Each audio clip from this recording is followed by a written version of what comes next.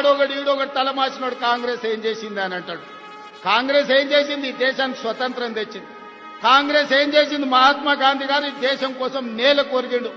కాంగ్రెస్ ఏం చేసింది? ఈ దేశం కోసం ఇందిరాగాంధీ ప్రాణ త్యాగం చేసింది. ఈ తీవ్రవాదుల చేతుల్లో ప్రాణాలు అర్పించింది. కాంగ్రెస్ ఏం చేసింది? రాజీవ్ గాంధీ దేశాన్ని రక్షించడంలో ఈ దేశం కోసం సర్వం త్యాగం చేసింది. మోతీలాల్ జవహర్లాల్ నెహ్రూ స్వతంత్రం కోసం పోరాటం చేయడమే కాదు, నెహ్రూ 10 సంవత్సరాలు బ్రిటిష్ వాళ్ళు జైల్లో పెట్టినరు.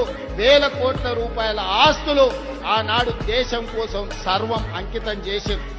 ఇవాళ 75 సంవత్సరాల తర్వాత కశ్మీర్ నుంచి కన్యాకుమారి నుంచి కశ్మీర్ వరకు 150 రోజులు 4000 కిలోమీటర్లు మండు టెండల్లో మంచు కొండల్లో పేద ప్రజల కోసం పాదయాత్ర చేసిన రాహుల్ గాంధీ దేశానికి నాయకత్వం ఇచ్చడానికి 75 ఏళ్ల తర్వాత సొంత ఇల్లు లేని నాయకుడు ఎవరైనా ఉన్నారు అనంటే మన నాయకుడు రాహుల్ గాంధీ గారు.